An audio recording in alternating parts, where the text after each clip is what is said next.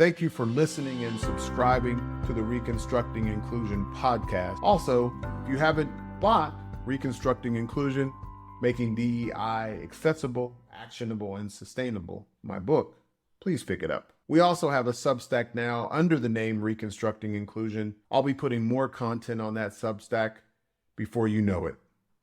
Hi, everyone, and welcome to the Reconstructing Inclusion podcast. I'm Amri Johnson, your host, and I am joined today by Peter Mousaferiadis. Peter, I say your name wrong all the time. Mousaferiadis. I think you're just nervous. It's Mousaferiadis. That's right, because I have said it 50 million times. I'm joined today by Peter Mousaferiadis, Rezza Moieni, and Michael Walmsley from Cultural Infusion, also the organization called Diversity Atlas. I am delighted to have you gentlemen on today. You all are from the down under, as we call it in the U.S., and we are excited to exchange with you today. I've been talking to you all, for over a year, maybe almost 2. I think it might be closer to 3 years. 3 years? Yeah, I looked it up. It's since I've moved to Switzerland. So yeah, it's been about 3 years. And I've come to just really admire the way you all are thinking about this work and the work you're doing. So I'm delighted to jump into the conversation. So without me going into too much, I'm going to start with you, Peter. Can you tell us about your work and what we now call DEI? And before you do that, just share with us a person or a book that's inspired you personally or professionally in your career journey. Well, I think the book Clockwork Orange, I read that when I was about 17. So that's going back, I don't want to reveal my age, but it was back in the 80s. And I just found it such a fascinating book and the language in the book. And then I went and saw the movie, and I've seen the movie another 10 times since then. And every time I see the movie, there's something extra in that movie. And I think it's one of the great masterpieces of the 20th century, and Stanley Kubrick, what an incredible mind that he had, and the attention to the detail. So if you've never seen the movie, read the book, or go and see the movie and then read the book. It's a great masterpiece. Thanks, Peter. It took me back a little bit too. I'm not going to reveal my age, but it took me back as well. So tell us about, how did you get into this world of DEI, Peter? Well, I think it's been a natural progression since the 80s. And if I go back even a lot further, and I look at my parents and growing up behind a milk bar, which was a convenience store, and my parents didn't speak much English, and they moved into an area which was predominantly Anglo-Saxon. And over the first few months were quite a bit of a culture shock. Now, I was only 4 years of age back then. Now, we're talking early 70s. And seeing my parents' windows getting smashed all the time, and insurance companies wouldn't insure my parents, and who are these foreigners that have come into this area? So I was already starting to think about difference back then. Was I able to articulate it? No, but I then started to take an interest in the arts, and I had a career as a conductor, composer, creative director, and there was always this common thread of celebrating and promoting a diversity of cultural expressions. At the same time, I also had an interest in religious studies, and so I majored in Koine Greek, which was the language of the New Testament, and I was even contemplating becoming a theologian at one stage. So I had this interest in cultures and languages and peoples and histories. So that was always embedded in all my work. And then I started to move into the education space early 2000 when I established Cultural Infusion as a way of being able to just foster greater intercultural understanding and really start to value intercultural understanding as this key competency of what it means to be a global citizen today. But through education, we also wanted to combat discrimination and a whole range of other fears, because if you look at discrimination, what drives it is fear and ignorance. So the counterparts become collaboration, become familiarization. So no better way than education, and really taking programs into preschool centers, into primary school and secondary school. And that education program, within a short period of time, grew to more than 300,000 students participating in the program on an annual basis. DEI came a lot later. Now, did I even hear of the word diversity, equity, and inclusion? Probably not. But 2015 was a really important year. We'd already been moving into technology, but Rezza Moieni, he was the one that started to get me thinking about metrics and how we could start to quantify this work. But I really couldn't take my work any further anyway, because I sort of pushed it to the limits. So trying to now understand human identity and all the attributes that make up human identity and how it intersects with peace and social cohesion and geopolitics, and recognizing that this work's really complex. But the value of having inclusive data sets right from the very beginning, where, you know what?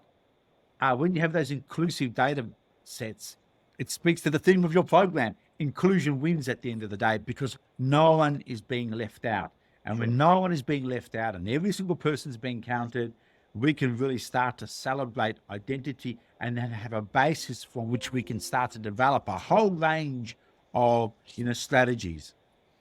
Thank you so much for that, Peter. Michael, I'm going to come to you. How did you get into this work called DEI? And if you have a book that you would like, or a person that's influenced you, we'd love to hear about that as well.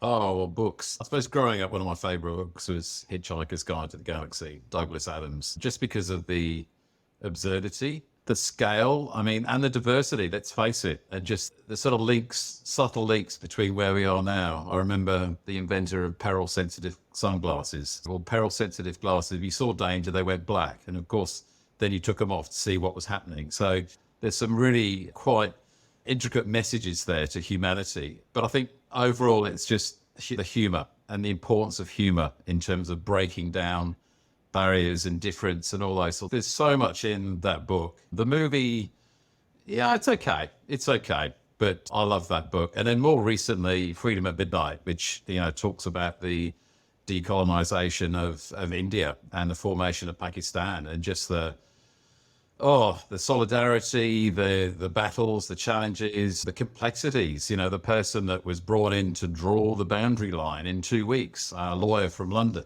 Yeah, and of course, what happened after That's what we always do. We call a lawyer from London to draw boundaries. Well, he was trying to find someone who wasn't attached to the area. Yeah.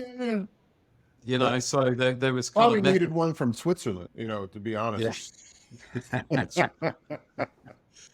The person, it's harder. There's just been so many. People I work with, it changes all the time, but there were some early people. I remember doing a course way back with Robert Kiyosaki. Spent a lot of money listening to him speak and spent time with him. And he was really, truly inspirational, something very different from what I'd ever experienced before. And, I love his philosophies on life and people and so forth. So, yeah. What was the second question? You kind of almost always started answering it around how did you get into this work we call DEI? Well, I came into this work by joining this organization. So I was sort of probably an unconscious person who obviously passionately believes in this space. So Mike, don't forget the lectern. The lectern. Don't forget the lectern. No, that's right. Yeah. So I was working for another startup, and we had an event on, and I needed a lectern because we needed to look kind of, formal. And the guy's working with it says, I know someone that's got a lectern. So I borrowed this lectern, and it was sitting around, and I said to this person, I need to get this lectern back. He goes, oh, don't worry, it's not urgent. I said, no, I feel really bad. I've got to take it back. So I made the point of delivering it personally, and met Peter. He was the owner of the lectern. And he started talking about what he was doing. And I was just like, wow, this is just next level. And I said to Peter at the time, this is a SaaS business. And Peter went, a what business? So, we kind of instantly clicked, I think, then in terms of the difference of what we could bring to this whole journey. But, I've been fortunate to work for a lot of startups, and in startups, you build teams. And I've had a very simple philosophy around building teams, which is never to hire someone like myself. And it's served me very well. And as a consequence, we've had teams where people have always said, this is the best team I've ever worked in. And I always ask them why. And they say the same thing. There's no one like me. And I suppose it's just seeing the value of that in play and the relationships that are formed because of difference, and seeing that now, scale out into an industry on its own, or an industry that has so much to offer, and seeing what we're sort of working with is really inspirational to me in so many different ways. So. Right. Thank you, Michael. Rezza, same question. Your journey into DEI, a book or person, or even a song or a movie, Rezza, influenced you or inspired you in your life or career journey? It'll be Lionel Richie. Thank you very much, Amri. Or Boney M. Yeah, I like 70s, 80s. I mean, that's my favorite. I'm still stuck in like 60s to 80s kind of music. I don't know. Maybe, I mean, I love Dean Martin. He had one cover song called, you may remember, called, what was that? You're Nobody Until Somebody Loves You. I love that song back then. It was very like feeling good. But yeah, I'm stuck in like 80s, 70s. USA for Africa. I love to see all my characters in one shot. But yeah, I joined Culture and Fusion in another journey. I mean, similar to Michael. It was not in my career path to work in the area of diversity and inclusion. So I have a degree in engineering. I had a degree in, as a computer scientist. And back in 2015, I had recently moved to Australia as a skilled migrant, and I was trying to secure a job in my field as a broadcast engineer, as a data scientist in those fields.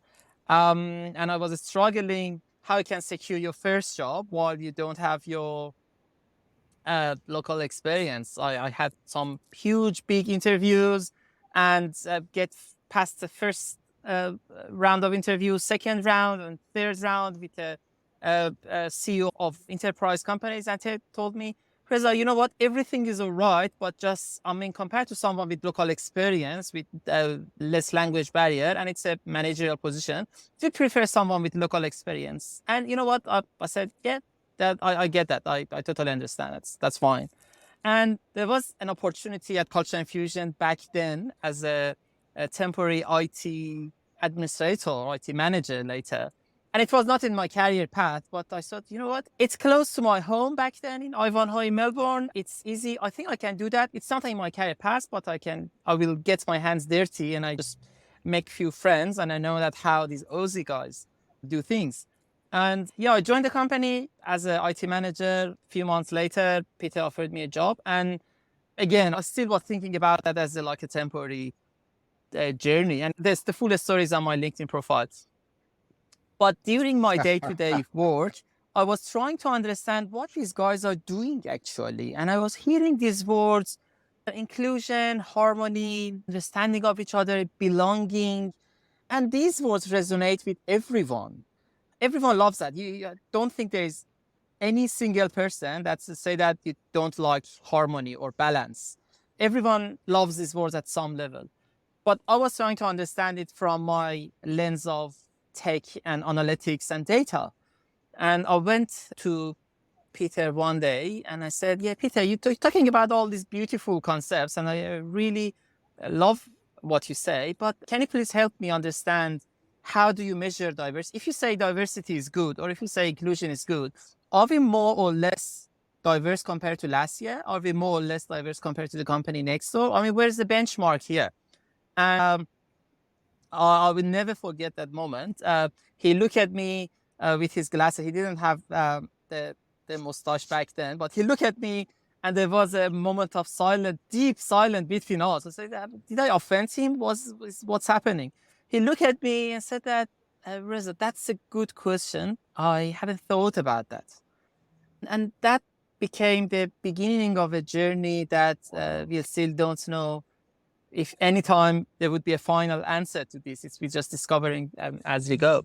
We tried to establish a research methodology around that, build like understanding around diversity, build formulas, build an analytic approach to diversity. And we're talking about 2016, 17. And back then, I mean, nowadays, everyone understands diversity measurement surveys. In 2016, people asked, you're measuring diversity. Why you want to measure diversity? We have our cultural lunch every year. Everyone brings their food at work and that's it. Why do we need such a thing?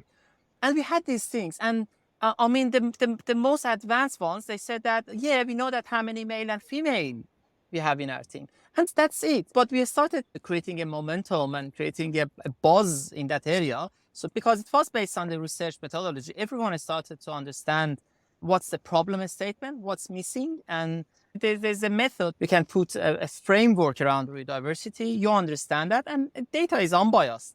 You can think about solution A, solution B, but data is what you need. Data is where you can start based on a fact-based approach. I mean, if you can't measure something, you can't improve it. And I mean, this is very famous word by, especially in electronic engineering, they've been said by Mr. Tesla many years ago, say that if you can't measure something, you can't improve it. And here we are here with a platform and heaps of research and a huge team of passionate people and a future which I think is bright. Right. Thank you, Rezza. Peter, I'm going to turn to you. I want to talk specifically about Diversity Atlas. It's a very, very unique product. There's nothing really that matches it. Can you tell us what it is? And Rezza gave a little bit about why now. And I'd also like to ask, why is it so important in this 21st century, especially when we're talking about DEI, probably more than we ever have? Yeah, and that's an excellent question. And why in the 21st century, and why is it more important than ever? Well, I think if we go back to the 80s, go back to the late 80s, 1989, the year of when the Berlin Wall, was brought down, and Fukuyama said that this is going to be the end of all wars and the end of, history as we understand it. I mean, the world's going to move into a new age. And you had people like Tim Berners-Lee, who gave us the World Wide Web. So all of a sudden, the world started to find itself with this internet, which started to connect us. And then we found ourselves living in what they call and describe as this sort of hyper-diverse world, this super-diverse world, where communication was happening instantly. So everyone's now being exposed to a whole range of ideas across the globe. At the same time, we started to experience a whole range of economic benefits that came with that too. So there's massive economic globalization that came in a period of 3 decades. But did we start to experience, a globalization around values and ethics? And probably not. And I think the ability to be able to relate to the other, to understand the other, to be able to understand the amount of diverse expressions that we've been exposed to on a daily basis requires a competency at the end of the day. And I think what Diversity Atlas is able to do very, very quickly through the experience of taking the survey in 4 minutes and using enormous computing technology is it's able to offer comprehensive insights. And for the first time, organizations now can get a sense of who they are, which they didn't. Now, most organizations out there and annually that's spending hundreds of millions of dollars on marketing technologies to understand their customers. And if you look at the likes of, Google and Amazon and seeing how and so what I think we've started to experience in this, so I'm going back to marketing technologies. So if you look at marketing technologies 30 years ago and how pretty basic they were, they were looking at gender, age, maybe education, some other, demographics, and they've become so advanced that to the point where the likes of Amazon and Google and so many other tech giants know what the customer's going to buy before the customer's worked out what they're going to buy. But did they know themselves? And I think that's what Diversity Atlas is able to do. It's able to quickly, put the organization under this spotlight and, reveal the diversity, the hidden diversity that exists within every single organization, because we're able to really start to look at cultural diversity and see how that intersects against a whole range of other demographic dimensions. So we're not just looking at diversity through the gender lens, but we might be looking at diversity through gender and how it intersects with secular and non-secular traditions, biological sex, how it intersects with position type, position level, and a whole range of other dimensions. And I think that's the beauty of Diversity Atlas, that for the first time, organizations can see who they are, and it uses inclusive data sets. And those inclusive data sets have taken the better part of more than 3 decades to develop. And we're constantly, developing them through the citizen science approach, where we're democratizing these data sets and people are giving us real live input. So, we don't see languages being separate to culture. We don't see cultures being separate to, secular and non-secular traditions or countries. We recognize there's a interdependency and this connection between all of them. But when you look at cultural diversity and then you look at all these other dimensions of diversity, then that can start to inform a whole range of strategies, because the data that we're looking at, everyone's being included, and there's a story in all that data. Yeah, and I'm gonna interject for a second, Peter, Please. because we talk a lot about this notion of intersectionality, and obviously the intersectionality that we talk about is the one that basically has mostly reduced people down to 1, 2, or 3 variables: gender, race, and sometimes some other identity might come in there, but it's usually been around their gender, sexual orientation, and the racial classification. And I think obviously the notion of intersectionality that goes beyond that is one that's quite, I would say, obvious. Like, we know different combinations, people with different identities have different experiences in life, some of them more advantageous to that individual and others less so.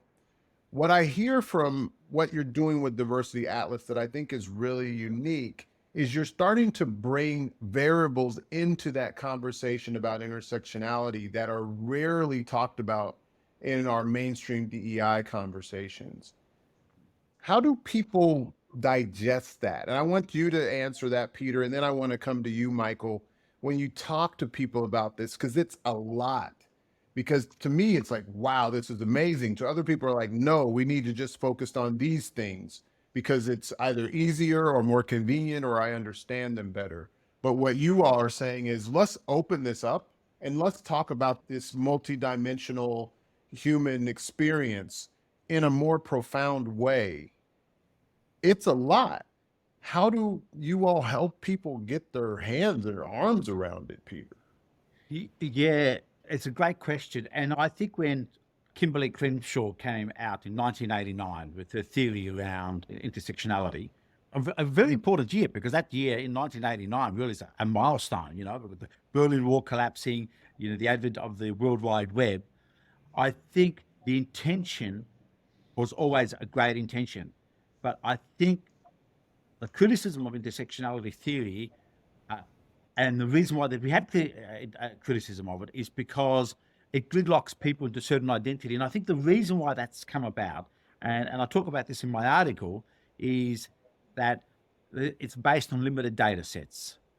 And when we talk about identity, what we've tried to do with our work is start to disaggregate these concepts. So if you look at LGBTQIA+, it's a conflation of gender identity, gender expression, biological sex, sexual orientation. If you see what happens in the US, they conflate ethnicity and race. And that's really problematic, because what that does is, when you have these broad categories, you start to really inadvertently perpetuate difference, exclusion, inequality, unequal health outcomes. So we need to take a more nuanced approach, because when we take a more nuanced approach, we go beyond looking at that person as just saying, well, they're experiencing oppression because of these attributes of their identity, without looking at everything else that's going on at the same time. And I think this is what we're trying to do with our work.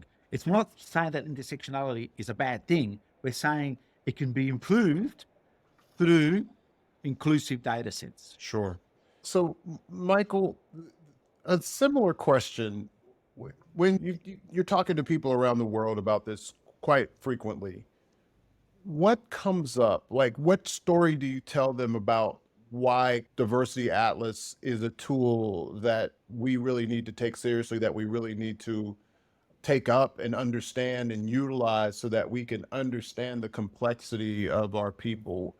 How do you talk about this with folks? Yeah, I think what's missing is people look at the data output. So they typically already have data. I mean, no one's looking for more data. They can't cope with what they've already got. The bigger question is it the right data? So sometimes we talk about survivorship bias, which, you know, is a theory that was born out of the Second World War when planes were being examined and decisions were being made about where to put reinforcement on return bombers. And Abraham Wald came up with the very on-point comment, which is, we're looking at the wrong planes. I want to see the ones that didn't come back. And everyone had this big aha moment, and the term survivorship bias was coined. And if you look at the terminology around survivorship bias, it talks about important voices being left out. So people aren't curious or inquisitive enough to think about what data are we missing. But it's also the other side, because if the data doesn't exist, how are you going to collect it? What's the data input, right? And more importantly, what experience are you creating to collect that data? And what we're starting to see now with every census that is run all throughout the world, there are more and more voices that are saying, I feel left out, because they can't see themselves in the census. And so the whole purpose of the census is for a government to understand its citizens so they can better serve them. But how can they better serve them when people don't feel that they're in the census, which is senseless, right? So that's the problem we have to solve, is how can we create an experience where everybody can see themselves in a safe, anonymous way? Because people don't trust the systems that exist today to collect the data, namely the HR system. I've not spoken to anybody who says, oh yeah, everyone trusts our HR system. It's the opposite. And why don't they trust it? Well, because there's no transparency. They don't know what information is in there. They've given it some information because they want to get paid. But anything beyond that, it's very difficult. They get pinged about how happy they are and how engaged they are, but that doesn't really engage them in the workforce. That's just, yeah, I'm feeling okay today. And these numbers go up to the board and everyone says, this is what our engagement score is. But is it engaging? Right. That's the question. So Sure. you've got to think about not only the data that you can see, but what's the data that you haven't got, and what experience are we creating to collect that data in a safe, anonymous, fun, engaging, inclusive way. Absolutely. Michael, that brings me to another question. I'm going to come back to it, but I want you to think about it for a second around the stories that are told when you have an inclusive data set. And maybe you might want to add to that too, Peter, but I'm going to ask Rezza a question beforehand. But the stories that come out of that, because there's certain things that I just wouldn't think about when I first did Diversity Atlas, just things that I wouldn't have thought about, or even the way I think about my family. You know, there's 4 languages spoken in my home, and that's in America, that's not common, maybe 2, but rarely you have 4 kind of just going all day, every day, right? Yeah. And what does that mean to the cultural experiences of my family, and then how we interact with the outside world? What's that going to mean for my children when they're in the world beyond Switzerland, how they're interacting with the globe in a very different way than I can, because I don't speak all of those languages fluently. So that's just, I want to get into what does it mean when people can, what story do you tell when you could have an inclusive data set, both individually and organizationally? Yeah. Before we get to that, Rezza, this tool's taken a lot to evolve. And I know you've been challenged on some things. How do the approaches to the work, that a lot of the way DEI people often talk about what we do, how do approaches to DEI doing the work across the globe inform how you've evolved the tool? Wow, I need 5 hours on that question. Maybe. You have less than 3 minutes, but still. I would describe Diversity Atlas like an MRI or X-ray tool in the hands of specialists. So the tool itself doesn't solve the problem itself, but when you see the picture, when you put the system on the MRI, it shows all the pain points based on facts, based on the right diagnosis approach. Then professionals easily can see the patterns of the data. Back to your previous question, they can see their story themselves. the data talks for itself. When you see the high quality or high resolution image of something, you can see all the pixels and you can see which pixel is not aligned, which part of the organization is in pain, where is the gap, and then you can address that. And that's how companies use. We rarely tell organizations how to use this. Every organization has a different journey. In the platform, we have almost 700 billion ways of describing one person's identity. You can choose your identity amongst 8,000 plus ethnicities, 11,000 plus languages that you speak, almost 9,000 plus different language, religious groups, and etc., etc., etc. And combination of them together is almost 700 billion ways of describing one person's identity. That's massive. That's the highest resolution picture you can imagine of. Yeah, so I'm going to throw out something that I remember you talking to me about at one point, Peter. And I just had a guest on the podcast with Dr. Sabrina Smith and Dr. David Livingstone Smith, who are self-professed racial abolitionists. They're race abolitionists. They want to abolish the notion of race. And when I first started talking to you all had lot of ability to describe how somebody looked, but you were not including racial categories in the tool. And that was also right. I talked to you right before George Floyd, and then George Floyd came. And I can imagine as soon as somebody gets in the tool and they don't find race, they're like, what's wrong with these people?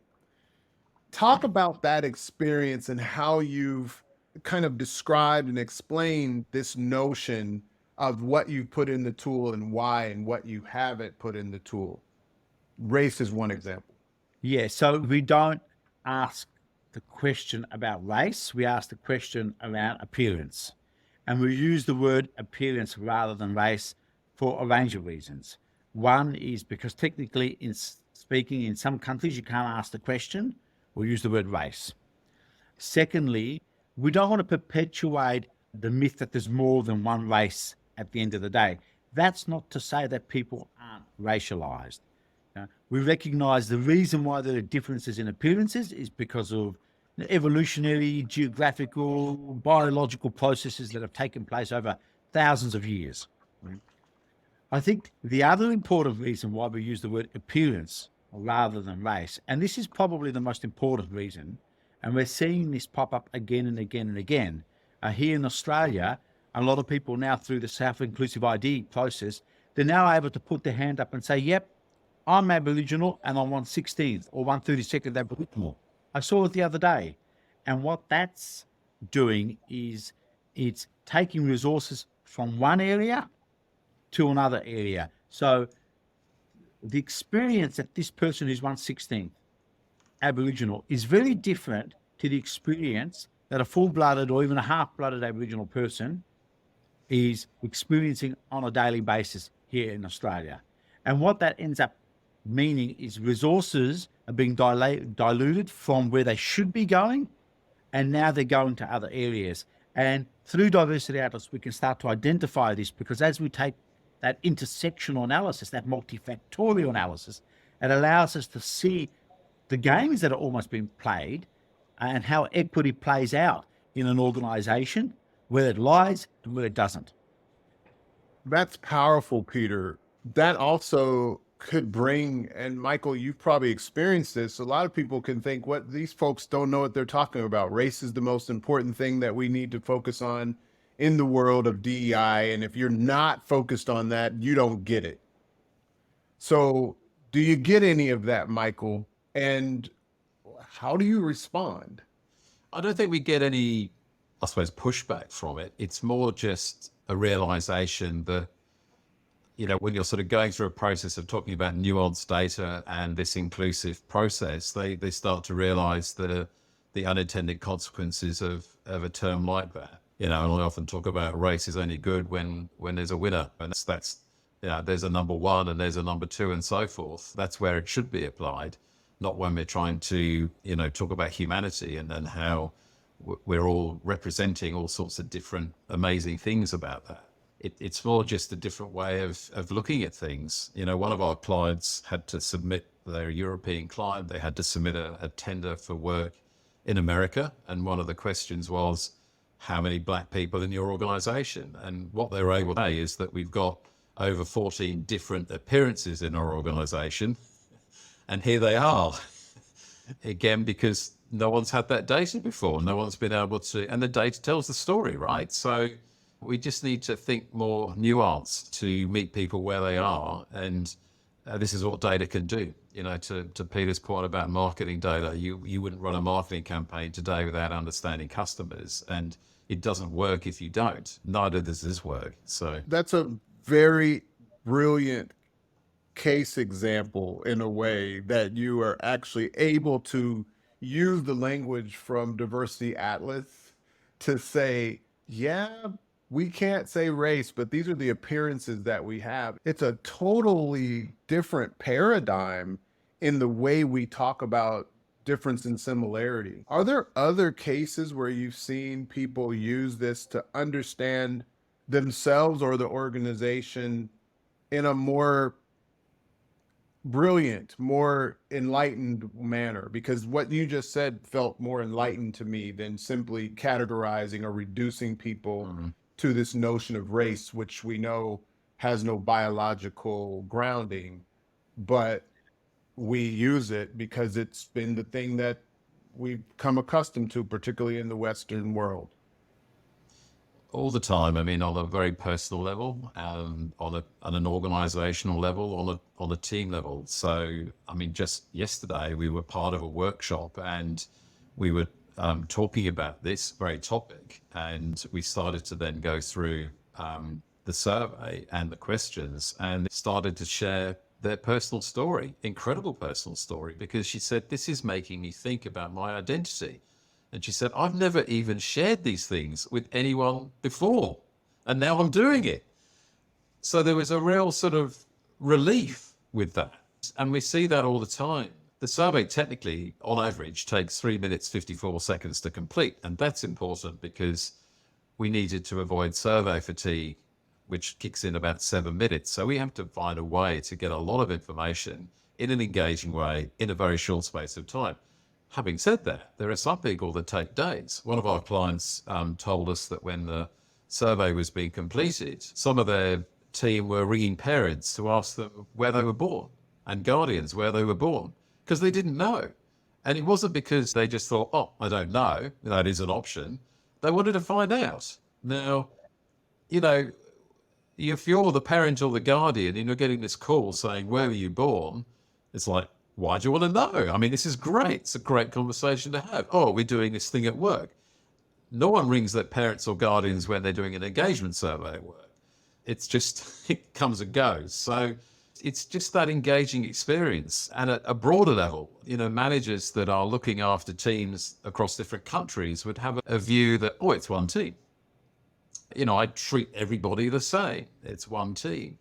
But then when they say the nuances across those teams, and they see the nuances in each and different countries, and then you start to look at very broad aspects of culture. If you look at Hofstadter or Ehrenmeier, or start to understand cultural differences at that macro level, they start to realize that it's one team, but there are many nuances that I need to take into account to better engage and manage that team. So again, the data tells the story and gets people thinking, which is what matters.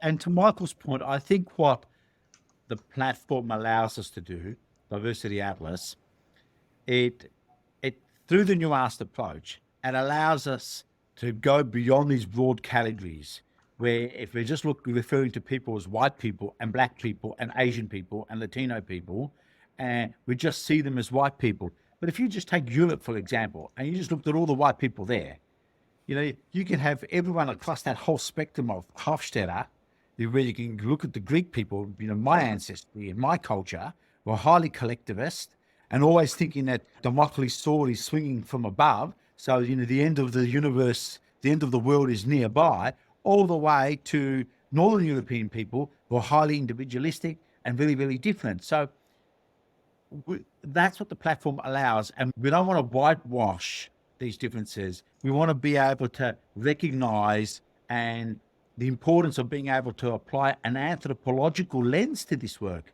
which allows us to understand why people think the way they do, why they behave the way they do. And that intercultural framework now allows us to be able to foster greater understanding, intercultural understanding, and to deepen our engagement with every single person. But I'll never forget the very first time we used Diversity Atlas at the minimal viable product phase about 2017. It was full of bugs. We still need another 2 years of development. We used it within our organization, and someone had selected they spoke 7 languages. I said, no one in Australia speaks 7 languages. So they've obviously made a mistake. So I asked if that person could volunteer because the survey is anonymous. And it was very interesting because this was someone who worked in the accounts area. It was just a junior accounts. And she goes, well, where I come from in West Africa, everyone speaks 7 languages fluently. But it was interesting, the conversation that came out of that and how everyone just viewed this person differently. Because most people in Australia speak 1 language. Yeah, I might, Rezza and I speak 2 or 3 languages, but that's pretty rare. We don't have a focus on languages. We're so far removed. We're a continent. Here, why do we need to learn anything else but English? But 7 languages? So it was really interesting because, it really made people think about identity and also recognize that, linguistic competency to speak 7 languages requires an enormous amount of competency that goes beyond just speaking 1 language. Wow, that's the kind of story that I love to hear, Peter. And I think hopefully the listeners get what that means to diversity and complexity and who people really are, because it's not easy to really even fully understand our own personal identities. One, because they oftentimes shift. I'm learning German right now, and I imagine my identity will shift as my German skills grow, right? My ability to communicate locally in Switzerland will shift. In Germany, in Austria, will shift as a result of my language competency. So that story is absolutely spot on. So we're moving towards closing out. Michael, one thing that you think DEI practitioners can do to make diversity, equity, and inclusion normative in organizational life? It has to be data. I know that's where we're coming from today, but everything's data orientated. If you need to convince other people, they're going to want to see the data. They're going to want to understand where things are. It needs to be tracked and measured. Otherwise, you can't, it's just all ideas. So, like any function, it needs a data-driven approach. And I suppose from that basis, the next question is, well, when do you start? My firm believer is there's no time like the present, because the earlier you start collecting data, the more narratives you'll have from that moment forward, the more evidence you'll have from that moment forward about what's happening. Don't be worried about what the data is going to reveal. The data will reveal what it reveals. And I think one of the things that I've seen and spoken to numerous people about surveys that focus on experience, i.e. inclusion, we've heard countless organizations say, did you share the results on the inclusion survey? No, we didn't. Why not? Because they were terrible. So you're engaging the workforce in this journey of how inclusive are we, but then you're not revealing what the result is because it's so bad. So how on earth are you going to create movement around that? So sometimes you need to step a few paces back, not in terms of movement, but just in direction to go forward. And if you just start with who are we, a simple question that reveals so much incredible insight, that's a great place to start, because there's no right or wrong with that. It's just what is. So that's going to find a way to bring people in. And that needs to be done as soon as possible. I love it. Thank you so much, Michael. And Peter, same question for you, as well as anything else that you think would be helpful as we close out. Well, I might wear my Dr. Zeus hat now and say, we've heard the saying that diversity is a fact, inclusion is an act. And I'd like to add to that, if you want to act, you need the fact, which is the data. But in saying that, I think what we all need to do in this work, and if we want to build inclusive spaces, we need to all lean in. And we all need to lean in with a heavy heart at the end of the day. And if we're hearing people who might be saying things which are, off center, it's about just leaning in at the end of the day and asking the simple question, help me understand, rather than pushing back. And I think if we can all do that, we can all build more inclusive spaces. Correct. Gentlemen, I appreciate your time, your energy, what you're creating in the world, and I am just delighted and appreciative of you welcoming me into that conversation, welcoming Inclusion Wins into that conversation, and I'm looking forward to the future. And for all of those that are listening, I hope this was helpful, and make it a great day, and peace.